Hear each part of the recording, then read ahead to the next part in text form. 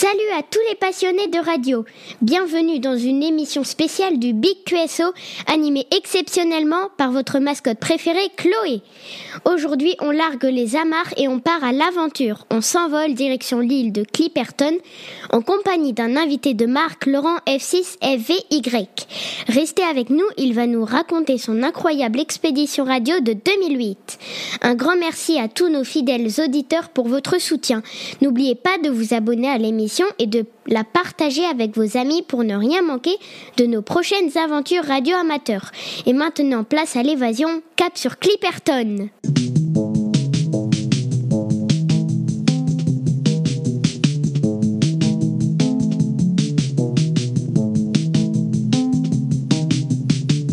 Salut Laurent, j'espère que tu vas bien. Très bien, je te remercie. Parfait. Est-ce que tu peux nous raconter un petit peu ce qui t'a donné envie de devenir radioamateur et comment s'est passé le passage de l'examen et ton apprentissage? Je suis un petit peu un cas particulier puisque j'ai baigné dans le radioamateurisme presque toute ma vie, étant donné que mon père et mon grand-père étaient déjà radioamateurs. Enfin, du moins, mon grand-père l'a été juste après-guerre. Il a dû passer sa licence juste après-guerre. Et il a utilisé le radioamateurisme, il a pratiqué le radioamateurisme toute sa vie, après. D'accord. Et mon père également, alors un petit peu plus tard pour lui, mais alors tous les deux étaient assez férus de technique, on va dire, et plus que de trafic. Et donc, moi, j'ai baigné là-dedans tout petit. Ah oui, ouais, en effet. Je me devais d'être radioamateur pratiquement. Ça se transmet de père en fils, ça. Ah ouais, totalement. Là, j'étais tellement dans le milieu, dans le bain que je pouvais difficilement y échapper. Ouais. Comme on avait l'habitude de dire, quand on faisait un repas de famille, c'était un peu une assemblée générale, quoi. Donc voilà. Et donc j'ai baigné là-dedans assez rapidement. Je me suis probablement intéressé, enfin, j'ai des souvenirs vers 12-13 ans de m'intéresser déjà à ça pas mal. Alors bon, évidemment, c'était un peu compliqué à l'époque pour moi, tout l'aspect technique, etc. Il a fallu s'y mettre, évidemment. Mais justement, en ayant les professeurs à domicile, si je puis dire, c'était quand même plus simple. Ça aide. Tu l'as passé tu te souviens à quel âge tu l'as passé ou pas? Alors moi, je l'ai passé à 16 ans, parce que 16 ans, c'était à l'époque le minimum légal pour pouvoir passer la licence. On ne pouvait pas la passer avant. Oui, exact. Et... Donc, je l'ai passé fin 78, l'année de mes 16 ans. D'accord. C'est à l'époque où l'inspecteur se déplaçait encore chez toi? Exactement, tout à fait. Il se déplaçait, il déplaçait à domicile. Donc évidemment à l'époque c'était au domicile de mes parents. Et donc on se souvient qu'on allait le chercher au train, etc. Ouais. Et il fallait amener pour se reconnaître en fait, on devait arborer un radio-ref. Et c'est comme ça qu'il repérait que c'était le candidat qui passait. D'accord, ok. Et ça, donc il est passé à domicile. Il était passé à domicile. Alors à l'époque, j'avais même construit mon émetteur, qui était un émetteur à lampe. C'était extrêmement, c'est assez rudimentaire. C'était un émetteur à quartz, je me rappelle, sur 15 mètres. Il devait y avoir 2 loupiottes là-dedans. Il devait y avoir un oscillateur et puis une espèce d'amplificateur. Ça devait sortir une trentaine de watts, quelque chose comme ça.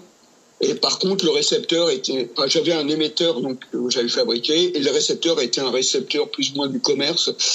C'était, je crois, un convertisseur à l'époque qui permettait de convertir les bandes radioamateurs directement sur un BCL. Voilà. Déjà pas mal. Et à l'époque, je crois même qu'il simulait une panne à un moment donné, et toi, tu devais retrouver ce que c'était. Alors non, j'ai pas eu ça, mais par contre, alors j'avais fourni le schéma de l'émetteur en question, et en gros il m'a demandé à quoi sert ceci, à quoi sert cela, comment ça fonctionne, ceci, cela, quoi, voilà. Ah oui, ouais, d'accord. C'était ça c'était ça. Du moins il y avait cette partie là. Il y avait alors j'avais passé la télégraphie en même temps, donc ça allait. Enfin à l'époque ça allait bien, puisque j'avais appris la CW au club local, qui était d'ailleurs pas loin de chez moi, qui était à 200-300 mètres de chez moi. J'y allais tous les samedis après-midi, et j'apprenais la télégraphie, entre autres, au club. D'accord. C'était où tu te souviens où c'était? À Rouen, en fait, j'étais à Rouen, dans la ville de Rouen. Ok. Et le club, c'est toujours d'ailleurs, je pense, F1 ou F5 KAR, Kilo Alpha Radio. Alors KAR, il y a un radio club qui existe comme ça. Oui, ça me dit quelque chose. Et tous les samedis après-midi, donc il y avait, on se réunissait, etc. Et il y avait entre autres des cours de CW. Ok. Et donc j'avais passé la CW en même temps, évidemment. Et puis il y avait eu quelques questions de réglementation relativement simples. Oui. Voilà. Ok. Donc tu deviens radio amateur. Oui. Et qu'est-ce que tu as fait entre-temps? Parce que bon, nous, on va pouvoir parler de Clipperton et de la super expédition en 2008, mais entre-temps, tu as fait plein de choses. Alors, ce qui s'est passé, c'est que j'ai eu ma licence vers 16 ans. Enfin, à 16 ans. Ensuite, j'ai un petit peu trafiqué chez moi, mais j'étais en fait en contact pas mal avec des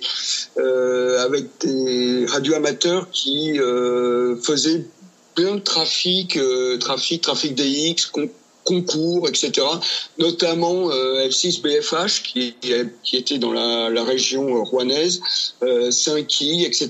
Et ces gens-là, en fait, sont allés à Clipperton en 78, donc un petit peu avant que je passe la licence. Et j'avais suivi toute la préparation, enfin du moins la préparation de leur côté. Et donc j'avais suivi l'expédition à Clipperton de 78, qui était pour l'époque considérée comme une des plus grosses expéditions parce que Clipperton n'avait pas été activé depuis des années et des années. Et donc il y avait beaucoup de demandes à l'époque pour aller à Clipperton. Et c'est un peu ça qui plus tard probablement m'a incité à y aller. C'est que j'ai baigné aussi là-dedans, dans ce milieu de Clipperton très rapidement, ce qui m'a permis d'ailleurs aussi de faire connaissance avec d'autres radioamateurs de l'équipe de Clipperton de l'époque, genre 9JS, ARC, AOJ, enfin tous ces gens-là. Parce que j'avais eu l'occasion de les rencontrer lors de la préparation ou après l'expédition Clipperton. En fait, ce qui s'est passé, c'est que ça a fait une émulation même au sein de notre club pour les contacter, et ça a amené pas mal de gens, je pense, à considérer ce genre d'activité DX. Le fait que ce soit des Français qui aient monté ça, et notamment à Rouen, il y avait deux opérateurs de Rouennais qui étaient partis là-bas. Puis le club les avait aidés, etc. Donc c'est pour ça que ça a probablement pas mal aidé et suscité pas mal de vocations. Ok. Et du coup, après, t'es passé, t'es parti là-bas. C'était ta première expédition ou t'en avais déjà fait d'autres? Non. Enfin, grosse expé, non. De toute façon, je n'ai fait que celle-là. Mais j'avais participé à des petites expés, disons, sur les îles, par exemple, sur les Iota, les choses comme ça. Oui. Et puis en fait, j'avais un peu une expérience de DX parce que je suis resté 2 ans en Côte d'Ivoire pour à l'époque ce qu'on appelait la coopération. Donc pour l'armée, enfin ça n'avait pas grand-chose à voir avec l'armée parce que j'étais coopérant civil, j'étais prof en Côte d'Ivoire et je suis resté 2 ans là-bas, et du moins 2 années scolaires. Et bon, la première année, j'y suis allé sans émetteur, sans rien, parce que je savais pas trop où je mettais les pieds. Et tout de suite, je vais pas dire tout de suite, mais presque quand je suis arrivé, j'ai commencé à m'intéresser à savoir comment je pouvais avoir une licence là-bas. Et je m'étais rapproché d'un gars qui était sur place, qui connaissait bien toute cette administration, et j'avais obtenu ma licence relativement facilement là-bas. Et ensuite, j'ai fait envoyer mon matériel, alors à l'époque, entre deux, j'avais acheté du matériel commercial, j'avais un FT250. Oui. Ah oui, c'est pas tout jeune ça. Je l'avais fait, je l'ai fait envoyer, alors je sais plus si je l'avais fait envoyer ou si c'est à l'occasion d'un aller-retour, parce que j'avais fait un aller-retour entre les 2 années, alors je sais plus trop. Mais bon, j'ai ramené le transceiver en Côte d'Ivoire, j'avais installé un bout de fil, j'avais fabriqué 2 éléments 15 mètres avec des morceaux de PVC et un morceau de bambou comme mât. Enfin bref, et j'ai trafiqué depuis TU, j'étais TU4CG, Et comme à l'époque, il n'y avait pas beaucoup de personnes, alors déjà, il n'y avait pas grand monde en Côte d'Ivoire, mais il y en avait, faut le dire, mais les gens qui trafiquaient là-bas faisaient peu de DX finalement. Et pratiquement, je crois que j'ai jamais entendu personne en télégraphie faire de l'émission en Côte d'Ivoire. Et le fait que moi j'en fasse, ça a amené pas mal de monde. J'ai des souvenirs de piles de japonais sur 40 mètres, alors que j'avais juste un bout de fil. Mais évidemment, tout le monde, ceux qui faisaient du DX étaient extrêmement intéressés pour contacter TU sur diverses bandes, également de 80 mètres. Il y avait pratiquement personne qui faisait du 80 mètres et moi j'essayais avec mes faibles moyens d'en faire et j'en faisais, notamment en télégraphie, et ça a créé une activité là également pour amener pas mal de correspondants. Ok, d'accord. Et du coup, suite à ça, avec toutes tes petites expériences que tu as eues au Radio Club et tes îles, tu te décides de partir sur cette espèce c'est quoi, c'est Clipperton, c'est un donut, qui... C'est un atoll corallien. Voilà, en fait. C'est ça, c'est juste un banc de sable, ça ressemble... ça fait un cercle et c'est tout. D'un côté, on a de l'eau douce, je crois, de l'autre côté intérieur, c'est de l'eau douce. En effet, alors donc c'est pour situer, pour les gens qui ne savent pas, Clipperton, c'est un îlot corallien qui est dans le Pacifique Nord, qui est à peu près à 10 degrés nord, qui est pratiquement au large du Mexique, enfin à 1500 km du Mexique. Et donc c'est une possession française, il n'y a pas grand monde qui sait ça. C'est le seul en fait territoire du Pacifique Nord qui appartient à la France. C'est inhabité, bien entendu. C'est un anneau corallien. Il y a absolument rien. Il y a quelques cocotiers. Et voilà, il y a une espèce d'excroissance qu'on appelle ça le rocher de Clipperton qui culmine à 30 mètres. Wow. Et voilà. Et comme tu dis, en effet, il y a un lagon d'eau douce. Oui, c'est ça. Au centre. Et il n'y a pas de alors. En fait, ce qui se passe, c'est le cas de le dire, c'est qu'il y a eu un moment une passe entre le lagon et l'océan Pacifique, et cette passe a été refermée. D'accord. Elle est restée fermée. D'ailleurs, elle l'est encore. Enfin, elle s'amenuise avec l'érosion, avec le temps, mais a priori, elle est encore fermée. Donc, ce qui fait qu'on a un lagon d'eau douce au centre. Alors, il n'y a pas de poissons, etc., parce que l'eau n'est pas potable. Enfin, il n'y a aucun poisson, il n'y a rien du tout. Mais en surface, c'est de l'eau douce, tout simplement. Alors, c'est peu profond. Je crois que ça fait une 50aine de mètres en profondeur. Et voilà, il n'y a rien d'autre, en fait. Enfin, il n'y a rien d'autre. Il y a des crabes, il y a des oiseaux. Oui, ça, je sais qu'il y a pas mal d'oiseaux et quelques crabes. Oui, mais ça on l'avait déjà vu. Alors là aussi, ça change avec le temps, parce qu'en fait, il y a eu l'introduction de rats sur Clipperton vers les années 2000 à cause d'un naufrage au large de Clipperton. Donc ça a un petit peu changé, mais nous, quand on y est allé, on n'a pas été trop gênés par les rats, qui étaient plutôt dans la partie sud. Et nous, on était dans la partie nord de l'île. D'accord. Mais il y avait des crabes, ça ils y sont toujours. Enfin, du moins, moi lorsque j'y étais, il y en avait toujours des milliers. Alors, j'ai pas demandé là à Jackie, qui est allé très récemment, s'il y en a toujours, mais j'imagine. Oui, je pense que ça doit rester encore un petit peu, ça, j'en suis sûr. Oui. Et comment c'est préparé, donc, du coup, une expédition comme ça demande beaucoup de temps, ça demande aussi pas mal de préparatifs en amont. Comment ça s'est passé ? Alors, pour cette fois-ci, moi je suis arrivé là-dedans un petit peu par hasard, presque. Alors, je savais qu'il y avait une expé qui était en cours de préparation pour 2008, et j'ai rencontré à Friedrichshafen, donc qui est probablement le plus gros salon européen radioamateur.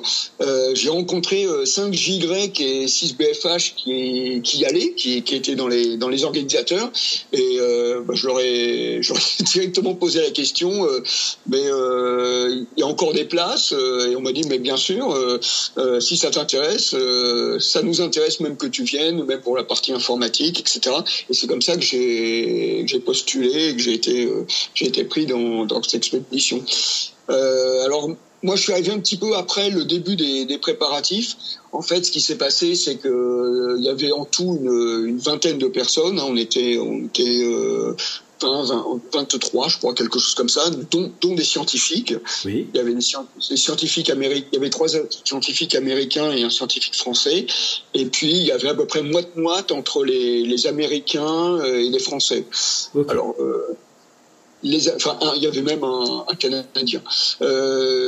Donc ce qui s'est passé, c'est que évidemment pour débarquer à Clipperton, il faut quand même les autorisations françaises.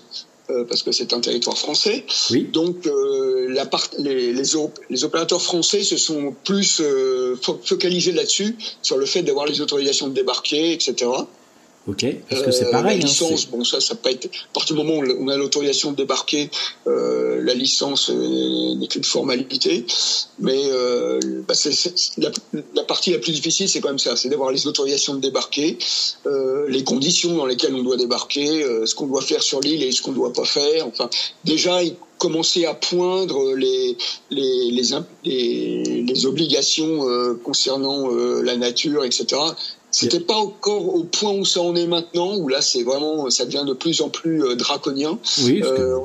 Voilà, là on était pas encore là-dedans, donc on nous a pas trop interdit de choses. Enfin tout de même, il fallait pas faire n'importe quoi évidemment.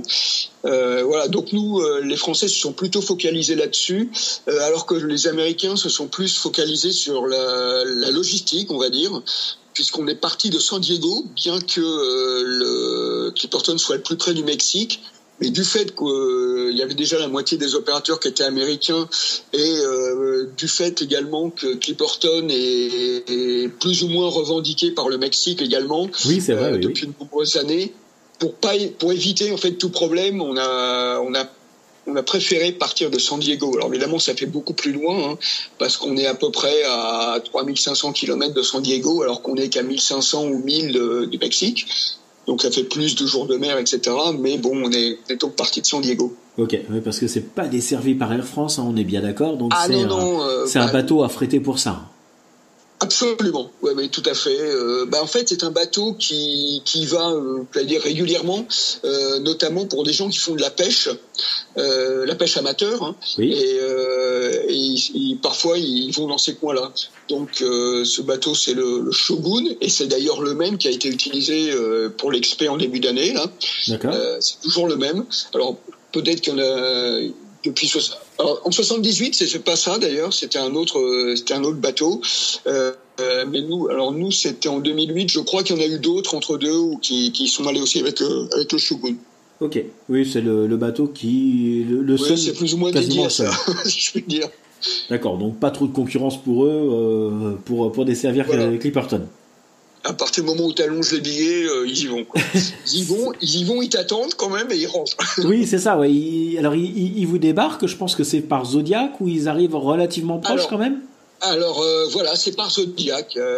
Donc tu as à peu près 5 à 6 jours de mer, tout de même. Ok. Donc il faut que tu tiennes pour être à peu près en forme quand tu arrives là-bas. Bon, honnêtement, à l'aller, ça bougeait pas trop. Il y avait des gens qui étaient malades quand même, mais ça bougeait pas trop, surtout où ça a plus tapé, mais à l'aller ça allait à peu près, et puis on n'était pas fatigué, pas encore.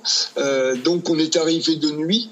Donc on a vu sur le radar qu'on était arrivé en gros, et puis le matin, on a vu l'île pour la première fois et on a vu également. Alors on était au sud à ce moment-là, au sud de l'île, parce qu'on pensait au début débarquer sur la partie sud où il y a ce qu'on appelle la Bougainville du nom d'un des découvreurs de Clipperton. Et on pensait se mettre là parce que déjà c'était là où il y avait eu lieu le débarquement en 78, mais également d'autres expés, parce que c'est quand même pas mal abrité par des palmiers, etc. Mais des cocotiers, pardon. Mais ce qui s'est passé, c'est que la barre, donc du fait du récif corallien, il y a une barre, une vague énorme, assez importante, qui déferle. Et là, quand on est arrivé, elle était vraiment très très haute.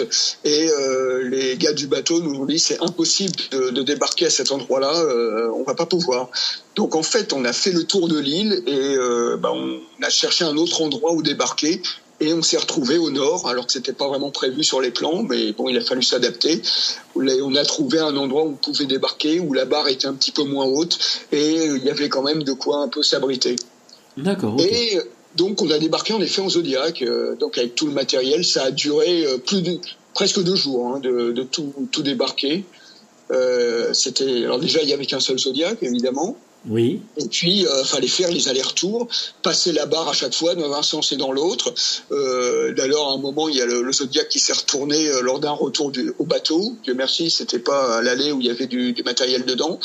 Mais voilà, et donc on est resté une journée en plein cagnard à débarquer tout le matériel et à le charrier là où on avait installé le camp de base, donc qui était un petit peu abrité.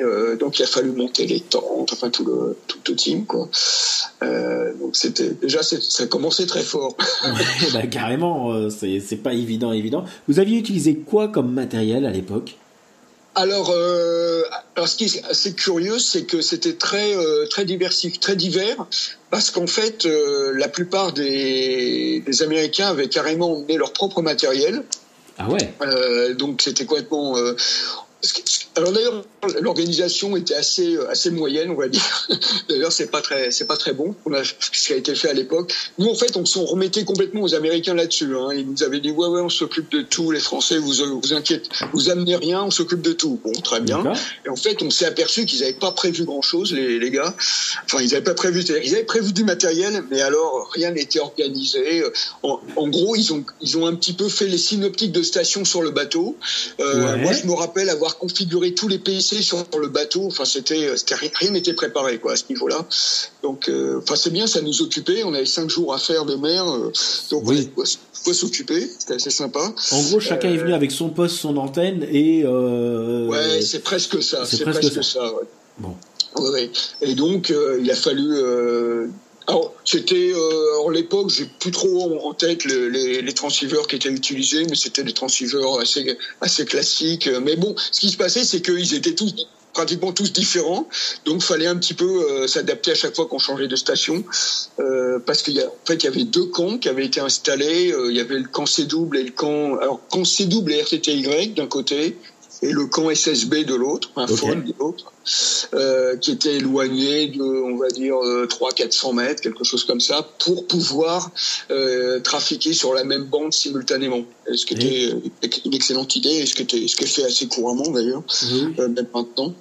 Oui, puis là en plus il y a l'espace. Le camp de base, on va dire. Voilà. Au milieu, il y avait le camp de base où on dormait, où on mangeait, etc.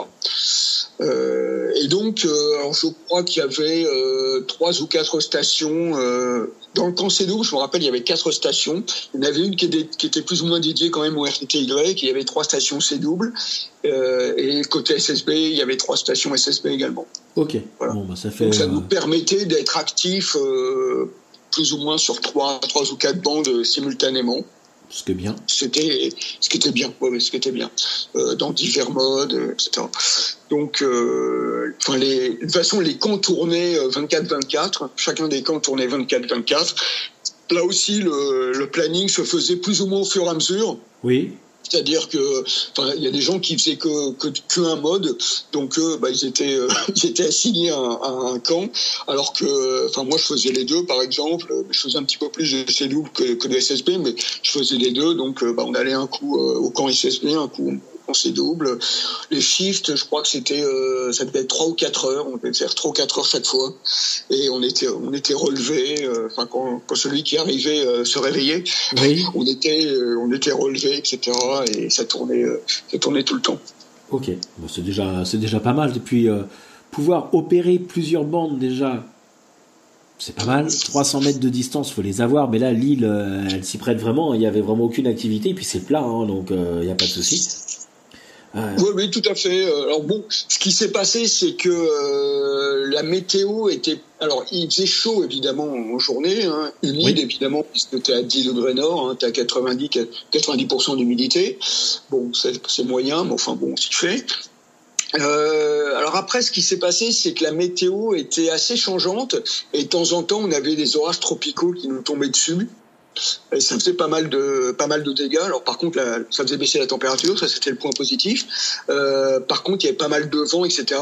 Plusieurs fois, on a eu les tentes qui sont à moitié envolées. Enfin, c'était assez physique parce que pendant qu'on était en repos, on n'était pas tout le temps en repos. De temps en temps, il fallait s'accrocher aux tentes pour qu'elles s'envolent pas. On a eu des antennes évidemment qui sont tombées. Enfin voilà. Donc c'était pas quand même le Club Med. Non, je pense pas qu'on parle là pour ça. XP, c'est jamais le Club Med. À partir du moment où tu débarques, il y a rien. Tu sais qu'il va se passer des choses. C'est ça. La logistique étant ce qu'elle est, il faut s'adapter.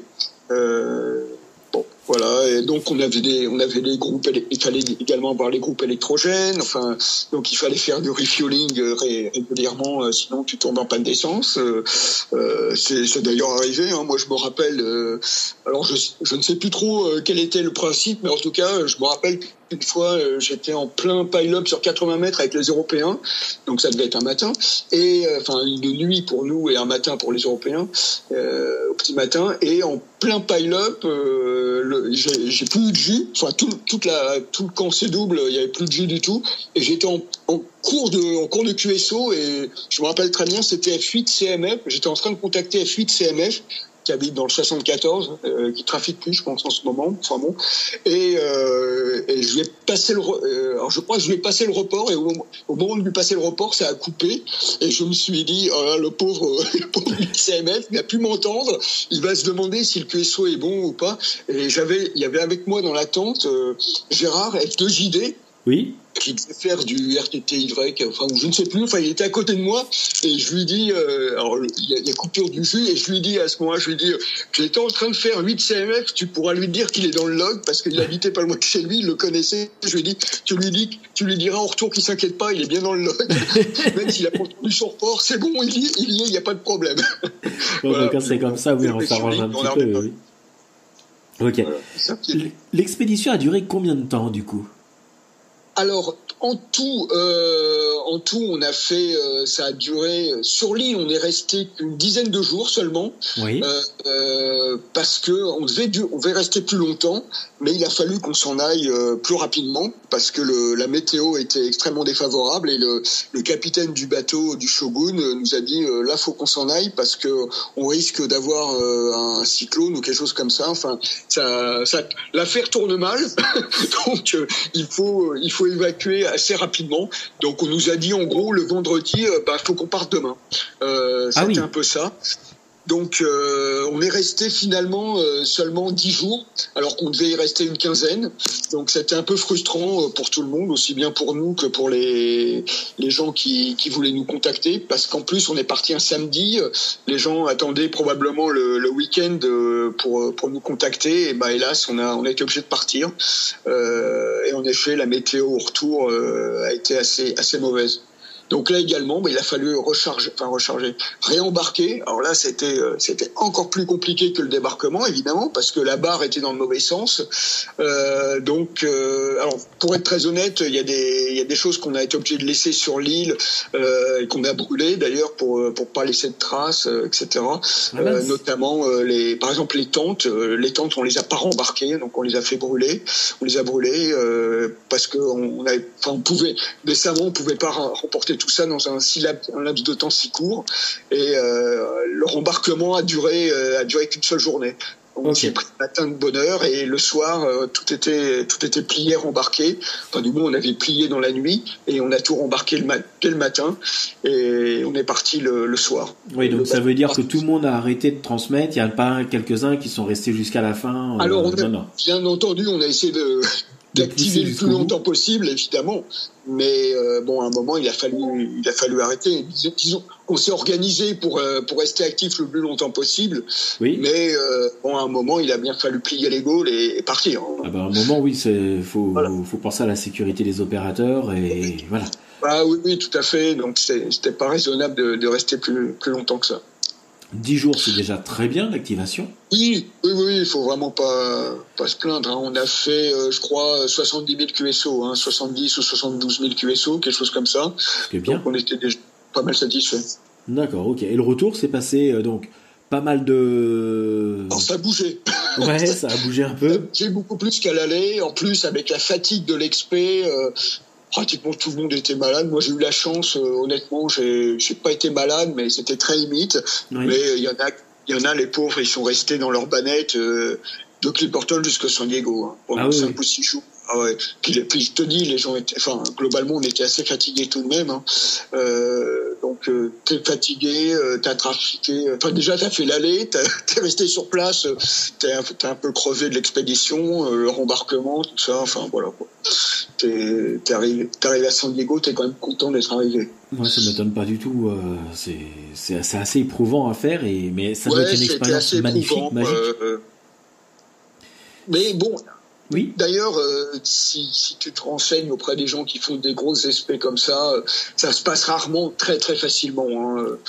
C'est toujours un peu délicat. De toute façon, c'est pas pour rien que ces entités des XCC, ce qu'on appelle le top 20 ou le top 40, c'est toujours des trucs. Alors soit ce sont des endroits qui sont très difficiles où on a difficilement l'autorisation d'émettre. Je pense par exemple à la Corée du Nord, des choses comme ça. Il y a des coins particuliers comme ça, mais la plupart du temps, ça va être des îles qui sont au milieu de nulle part. On a beaucoup de difficultés à obtenir les autorisations. Elles sont difficiles d'accès. Il y a qu'à voir Bouvet. Là aussi, ils avaient mis des moyens énormes, et puis on voit que ça s'est moyennement passé quand même, l'expédition à Bouvet, parce que ils ont pas du tout fait ce qu'ils avaient prévu de faire, évidemment. Non, oui, c'est vrai. Parce que sur le papier, quand on est dans son fauteuil à préparer le truc, ça va très bien. Quand on est là-bas, c'est tapé X jours de mer déjà, où on a été secoué pendant X jours, et qu'on débarque et qu'on s'aperçoit que la météo est mauvaise, qu'il y a des rouleaux, qu'on peut pas débarquer facilement. Tout ça aide pas. Ça aide pas. Et c'est pour ça que ces expéditions-là ont déjà coûté plein à organiser. Et puis, de toute façon, c'est très difficile d'organiser un truc qui est pile poil. Surtout avec des moyens, alors amateurs, je sais pas si on peut dire amateurs, si tout de même, mais parce que les budgets sont pas extensibles. Oui. Donc, il y a des compromis qui sont faits. Donc, c'est évidemment, si t'es arrivé là-bas avec un paquebot et des hélicos, ça serait plus facile. Mais hélas, ça se passe jamais comme ça. Donc, il va falloir avoir des compromis, même au niveau du débarquement. D'ailleurs, les gens de Bouvet s'en sont aperçus assez rapidement. C'est pour ça qu'ils essayent d'en réorganiser une autre avec des moyens différents. Ils se sont aperçus que ce qu'ils avaient prévu, finalement, c'était pas idéal pour aller à le Bouvet. Donc, il faut prévoir du matériel qui est plus facilement transportable, des choses comme ça. Alors qu'ils avaient prévu des gros groupes électrogènes, faut plutôt en prévoir plusieurs petits, des choses. Ça semble évident après, évidemment, mais voilà. Donc tous ces expés-là, en fait, quand on est derrière son transive en France, etc., et qu'on dit alors qu'est-ce qu'ils font, ils avancent pas. Ça a l'air simple, hein. Oui, c'est ça. Ouais, c'est beaucoup plus facile quand on est dans son fauteuil pour les contacter plutôt que d'être là-bas. Donc c'est pour ça que j'encourage toujours les gens qui font du DX à essayer un jour d'aller faire une expé, peut-être pas Clipperton, mais des choses déjà où il faut se déplacer un peu loin, où il faut emmener du matériel, où il faut monter la station, où il faut être face aux éléments, où il faut être face même au trafic. J'encourage vraiment tout le monde à le faire parce que ça relativise les choses, et quand on est de l'autre côté, c'est pas la même musique en fait. C'est complètement différent, ça c'est clair et net. Et quel bilan tu en retires de cette expérience, de cette expédition ? C'est extrêmement positif. C'est extrêmement positif. Il n'y a pas d'équivoque là-dessus. Déjà, on apprend beaucoup de choses. Oui. Même au niveau humain, parce que on est tous un peu dans la même galère, et faut que ça s'arrange. De toute façon, il n'y a pas de solution. Parce que quand t'es dans des expés comme ça, même physiquement, il faut faire un peu attention tout de même à pas faire n'importe quoi, parce que si t'arrive un pépin un peu gros, un gros pépin, t'es mal. Tu es très mal parce que t'es au milieu de nulle part, et t'as pas le SAMU qui est à côté. Non, t'as rien du tout là. Il va falloir faire très gaffe quand même, de pas te casser quelque chose. Voilà, faut faire quand même assez attention. Alors après, ce qu'il y a, c'est au niveau trafic, au niveau radio lui-même. Là, très honnêtement, ce qui se passe, c'est que tu comprends ce qui se passe quand t'as une meute quand même qui t'appelle 24 heures sur 24 à gérer les pile-up, etc. C'est un peu lourd. J'allais dire, c'est un vrai métier. C'est pour ça d'ailleurs que quand tu fais une grosse expé comme ça, faut vraiment pas partir sans avoir la moindre expérience, parce que t'es très vite débordé, même au niveau trafic, au niveau type de trafic, faut savoir faire le trafiquer en séparé, faut pas faire n'importe quoi. C'est pas donné à tout le monde de pouvoir, enfin, pas à n'importe quel débutant, ça s'apprend. Voilà, exactement, ça s'apprend, et pour apprendre, il n'y a pas 36 solutions, il faut de l'expérience, et pour avoir de l'expérience, il faut faire des expés. Alors, faut pas faire obligatoirement Clipperton en premier, hein, surtout pas d'ailleurs. Oui. faut plutôt faire des petites expés, même simples, même au début faciles, des expés qui demandent presque qu'à faire du trafic, j'allais dire. Donc, nous, on a la chance en France, par exemple, d'avoir pas mal de petites îles à activer, etc. Il faut en faire. Hein. C'est très facile à mettre en œuvre. En plus, encore plus maintenant qu'avant. Oui. Un coup d'internet, et on réserve une maison sur une île, enfin une maison ou autre sur une île. Donc on y va en voiture, en bateau. La traversée dure quelques heures au maximum. C'est très facile. On emmène un peu de matériel et en avant. Et ça permet déjà on commence à comprendre un peu ce que c'est que le trafic, où on est un petit peu plus demandé que lorsqu'on est en France. Voilà. Oui. Et on commence à acquérir des réflexes de trafic. Et puis après, faut monter d'un cran. D'ailleurs, il y a des gens qui font ça très bien, qui font des expés régulièrement, comme les gens de KOP par exemple. Je crois qu'ils font une expé chaque année. C'est quasiment ça. C'est un niveau un petit peu au-dessus, parce que ils partent en général dans des endroits un petit peu reculés. Oui. C'est toujours, la plupart du temps, c'est accessible encore relativement facilement. Ça va être de l'avion, ça va être peut-être un petit peu de bateau, mais en général, ils arrivent dans des endroits durs, donc ils n'ont pas besoin de tout monter, l'hébergement, etc. Mais déjà, ça commence à causer, hein. C'est-à-dire qu'il va falloir commencer à monter toutes les stations, organiser tout ça. Donc, il y a beaucoup de logistique, mine de rien. Surtout qu'en général, les KOP, quand ils partent, ils sont une petite armée, hein. Ils partent à 15-20 personnes. C'est déjà bien. Ça, c'est énorme. Enfin, c'est énorme, mais ça fait un peu colonie de vacances, hein. Il faut gérer tout le monde. Faut organiser le trafic, emmener tout le matériel, éventuellement le réparer lorsque ça tombe en panne. Enfin, alors évidemment, c'est un petit peu plus facile lorsque tu as à ta disposition éventuellement un petit peu de matériel à côté. C'est pas comme quand t'es à Clipperton ou à Bouvet, où là, si t'as oublié la PL, t'es un peu mal. T'as plus rien à faire, oui, c'est ça. Voilà, faut s'organiser, faut prévoir le coup. Là, c'est un petit peu plus facile quand t'es en effet sur la terre ferme, avec un petit peu de monde autour de toi.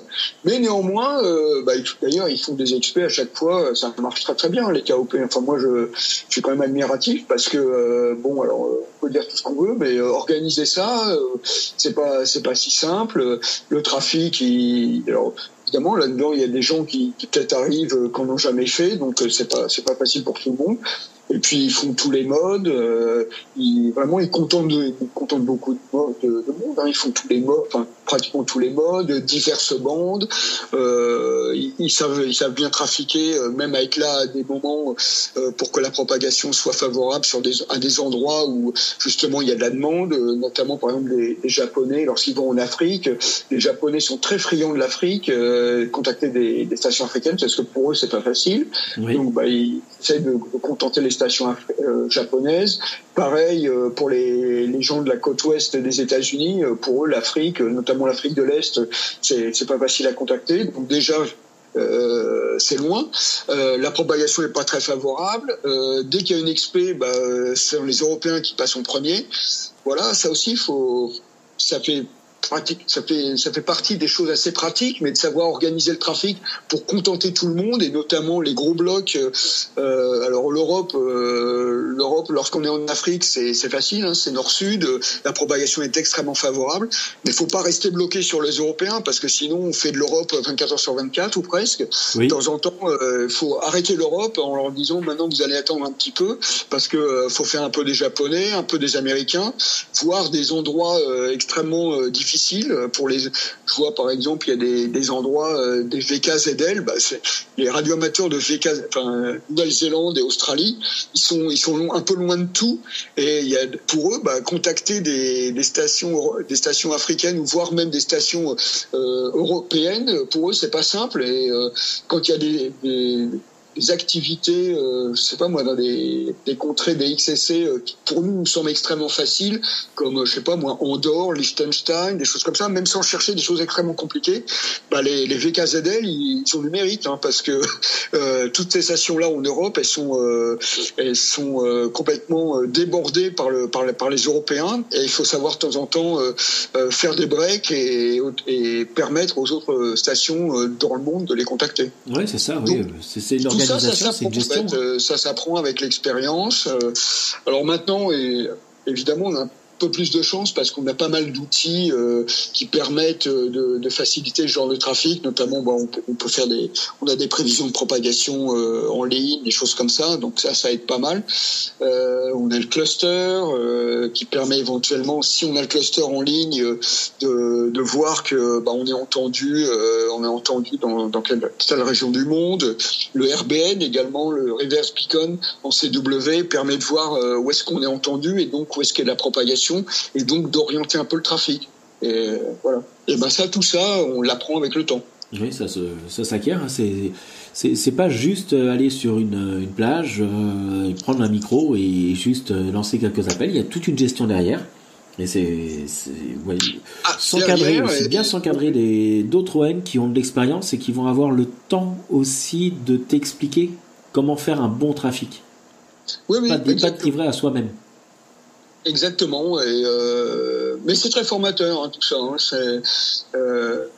je sais que j'avais pas mal apprécié. On apprend plein de choses, et des choses dont on n'imagine pas en fait quand on est de l'autre côté. C'est ça en fait qui est important, et c'est pour ça que j'encourage vraiment à trafiquer comme ça pour savoir ce qui se passe. C'est clair, mais c'est très bien, et merci pour les petits conseils que tu donnes. Après Clipperton, ça t'a donné envie de repartir après ou pas du tout? Alors ça m'a donné envie, oui et non. Disons que en gros, je savais déjà que Clipperton, ça se faisait qu'une fois moi, je considérais que ça se faisait qu'une seule fois, pour plein de raisons. Déjà parce que ça prend pas mal. Il faut être libre. Faut pratiquement être libre un mois. 3 semaines, on va dire, parce que facilement, oui. Il faut déjà aller à San Diego. Dans le cas présent, c'était à San Diego, mais il faut aller assez loin. Faut prendre le bateau pendant pratiquement une semaine. On va dire en 5-6 jours, tu vas rester sur place 10-15 jours, tu vas revenir à San Diego, et puis tu vas revenir chez toi. En gros, t'en as pour 3 semaines, un mois, quoi. Ouais, donc déjà, faut pouvoir se libérer pendant tout ce temps-là. C'est un coût non négligeable. Oui. Faut quand même aligner un petit peu les euros. Voilà. Et puis bon. Alors il y a des gens qui en font régulièrement. Les KOP, on en a. Mais je veux dire, les grosses expés, les très grosses expés, il y a des gens qui font ça assez régulièrement. C'est parfait, tant mieux pour eux. Des KO 8 SCA. Oui. Adrien, il a été à Bouvet, il va partir à Jarvis. Voilà, tant mieux. Il a la chance de pouvoir le faire. Mais bon, c'est pas donné à tout le monde. Mais pourquoi pas, il y a pas de souci. Alors, dans mon cas, j'ai jamais refait une grosse expé. Oui. Disons que l'occasion s'est pas trop présentée, on va dire, et voilà. Et par contre, je me suis tourné un peu plus vers le trafic, vers les concours. Ce que j'avais déjà un petit peu abordé en début de carrière, si je puis dire. Et là, je me suis mis plus sérieusement, notamment avec FY5KE qu'on a monté, disons qu'on a développé la station FY5KE en Guyane, et donc je me suis plus porté sur les concours que sur les expés. Ok, écoute, parfait. Voilà. En tout cas, une belle et enrichissante aventure qui s'est passée là, et tu vois, là, quand on en avait parlé, tu m'as dit, oui, mais j'étais là-bas en 2008, et cette expédition, moi, j'étais tout môme, et je m'en souviens encore. Je venais de commencer. Alors attends, moi j'ai passé mon examen en 2012, donc oui, 2008, moi j'étais déjà dans la radio, et je regardais déjà ce qui se passait à droite, à gauche, et Clipperton, ça faisait rêver déjà, et ça fait partie des choses qui m'ont donné envie de passer mon examen, ça c'est clair. Ah bah oui. Mais moi, de la même façon, quand il y a eu 78, c'est ça qui m'a mis le pied à l'étrier tout de suite pour faire du trafic et faire un peu d'expé, etc. C'est le fait de côtoyer les gens de Clipperton 78. En plus, dans ces années-là, c'était encore plus mythique que ça ne l'est maintenant. Moi, je me rappelle après l'expé de 78, il y a eu les premières conventions Clipperton du nom de Clipperton, et la première convention qui a eu lieu donc fin 78 au Rincy, donc en Seine-Saint-Denis. Moi, j'y étais à la première convention, et en plus on découvrait. Alors évidemment, c'est une autre époque parce qu'en fait, on découvrait là-bas des gens il y avait les grands DX-men de l'époque qui étaient venus à Paris pour la convention Clipperton. Il y avait même, je me rappelle, VK9NS, donc qui était venu de Norfolk, qui était venu en Europe pratiquement que pour ça, pour la présentation du film de l'expé à Clipperton. Et je me rappelle, il y avait même eu également qui avait été projeté à la même. Alors je pense que c'était à la même convention, une expédition alors quelque chose qui n'existe même plus, qui s'appelle Okinotorishima, qui est on va dire un atoll. Enfin, c'est même pas un atoll. Ce sont quelques rochers qui dépassent plus ou moins de l'eau au sud-est du Japon. Et à l'époque, c'était considéré comme une entité DXCC séparée. Alors bon, ça n'a pas duré parce qu'en fait, ce qui s'est passé, c'est que Okinotorishima c'était recouvert à marée haute. Donc ça avait été accepté. Je ne sais pas trop pourquoi, je ne sais pas trop comment à l'époque, mais voilà. Donc c'était une entité séparée et les Japonais qui étaient allés là-bas, en fait, c'était une expé complètement dingue là aussi. Enfin moi à l'époque ça m'avait complètement marqué. Les types y étaient allés donc en bateau. Ils avaient emmené plus ou moins des échafaudages. Ils avaient débarqué là sur les rochers. Et pendant qu'il y avait une marée basse, ils attaquaient le truc à la Hilti pour accrocher l'échafaudage. Et il y a un film d'ailleurs, vous pouvez le voir sur YouTube. C'est l'expédition 7J1RL. Et on voit les gars qui installent leurs échafaudages sur les rochers là, et ils trafiquaient là aussi en hauteur parce que c'était recouvert à marée haute, quoi. Et ce truc-là, c'était complètement dingue et moi ça m'a complètement marqué. Et alors après, quelques années plus tard, ça a été supprimé des DXCC parce que comme c'était recouvert à marée haute, ça avait pas vraiment eu lieu d'être. Oui. Mais bon, comme c'était le cinquantenaire plus ou moins de la JARL, etc. Tout ça, ça avait été fait à l'époque. Mais là aussi, c'était un sacré truc. Et donc, ça avait été projeté à la convention Clipperton et tout le monde regardait ça avec des gros yeux quand même parce que c'était énorme, quoi. Oui, non, mais bien sûr. BH7 aussi ou quelque chose comme ça là. BH7H. Voilà, c'est ça, oui. C'est exactement le même principe. C'est exactement ça. Ouais, ça m'étonne pas. Ouais. Ils mettaient des planches de bois sur un espèce de tout petit rocher comme ça et je regardais ça dans le CQ Worldwide à l'époque. CQ Magazine, ça s'appelait. Et il y avait toutes les photos et tout. Je crois même que je dois l'avoir encore quelque part. Et c'est vrai que ça faisait rêver. Il y a même un film, hein, je me demande même s'il n'est pas dispo sur YouTube, mais alors c'est exactement le même concept. Alors BS7H pour l'instant, je sais pas trop, mais c'est encore une entité séparée. Oui. Alors le truc, c'est de savoir est-ce que c'est vraiment recouvert à marée haute ou pas. Enfin, il doit rester un tout petit peu de rocher si ça se trouve et du coup c'est pour ça que ça reste. Voilà, c'est ça. Là honnêtement, quand on regarde le film de 7J1RL, c'est totalement recouvert. Enfin, il y a un petit peu de béton, il y a du béton qui avait été ajouté. Alors c'est pas eux du tout qui l'ont ajouté, hein, ça avait été ajouté, je crois, pendant la guerre ou quelque chose comme ça. Oui. Et c'est là-dessus qu'ils se sont accrochés pour mettre leurs échafaudages. Mais même je crois me rappeler que il y a des images où on voit que le truc est complètement recouvert à marée haute, quoi. Oui, ça m'étonne pas du tout. Mais bon, ça a le mérite d'exister, ça a le mérite d'avoir fait des super pilotes à l'époque et c'est ça qu'il faut. Oui. C'est ça qu'il faut. Mais d'ailleurs, je crois qu'il y avait JF1 IST qui était retourné après tout seul. Oui.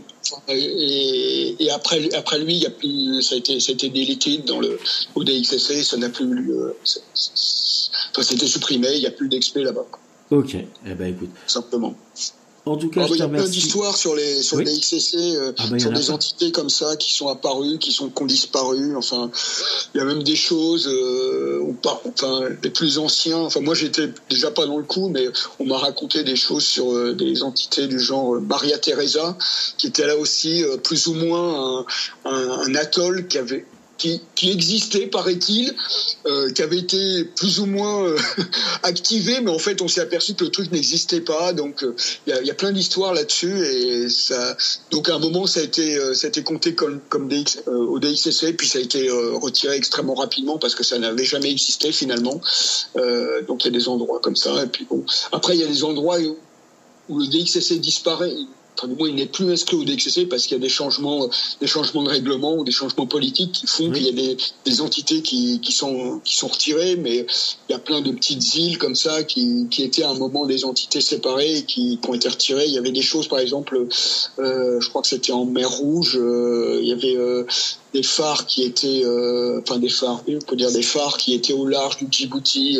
Il y avait Jabal al-Tahir ou Abou Hail, et ces endroits, ils existent toujours, évidemment, hein, mais et donc ça comptait séparément, et puis ça a été retiré pour diverses raisons. Et donc il y a des expés qui ont été faits là. Qui ne pourront plus l'être. Enfin, voilà. Ils peuvent le faire, mais ça sera plus la même référence. Ça n'a pas d'intérêt pour le DXCC. On peut probablement encore faire des expés là-bas, mais ça offre beaucoup moins d'intérêt. Bien sûr, c'est clair. Bon, en tout cas, je te remercie de nous avoir fait voyager à Clipperton avec toi, là, sur cette superbe expédition qui a eu lieu en 2008. T'as une actualité, t'as des projets, t'as des choses comme ça qui sont en cours ou pas encore? Non, rien de particulier. En fait, on continue à activer donc FY5KE. Alors, ce qui s'est passé, c'est qu'à FY5KE, au tout début, on a fait des concours là-bas. On y allait régulièrement pour faire les concours. Donc, ça a commencé dans les années 2000. Oui. Et on y allait même plusieurs fois par an. Alors le fait est que maintenant on y va beaucoup moins pour pas mal de raisons. Déjà, ça use pas mal d'aller là-bas. Ça devient de plus en plus onéreux d'y aller. Et puis il y a une certaine lassitude également. Donc ce qu'on fait, c'est qu'on utilise la station un peu en remote pour faire du trafic de tous les jours, avant, ça n'existait pas, mais on a réussi à se débrouiller pour qu'on puisse activer FY5KE assez facilement sur à peu près toutes les bandes et permettre justement à activer FY assez régulièrement sur des bandes hors concours, puisque les concours ont lieu uniquement sur certaines bandes. Oui. Mais là, on essaye d'activer pour permettre à des gens de contacter FY sur d'autres bandes ou à des moments en dehors des concours. Voilà. Okay. Et donc, mais ça nous empêche pas d'y aller quand même. On y va en général en fin d'année pour les au moins un ou deux worldwide. Éventuellement l'ARL 10 mètres. Là cette année, on va probablement y retourner pour l'ARL 10 mètres parce qu'il faut profiter du cycle solaire qui est assez haut. Oui, mais c'est quasiment le plus haut là maintenant. C'est le moment de faire du 10 mètres. Ce qui ne nous empêche pas d'en faire autrement, mais disons que c'est plus sympa lorsqu'il y a un peu de flux. Oui, voilà, puis on participe toujours à l'activité des FY5KE. Ok, bah écoute, je te remercie. Merci pour ce bon moment passé avec toi. Je te remercie. Il me reste à te souhaiter une très bonne journée à toi. Encore une fois, désolé pour le retard, mais voilà, pour ceux qui nous écouteront, il y a eu un petit léger décalage. Et puis le principal, c'est de se retrouver. Merci et je te dis à bientôt. À bientôt, Dimitri, merci. Salut.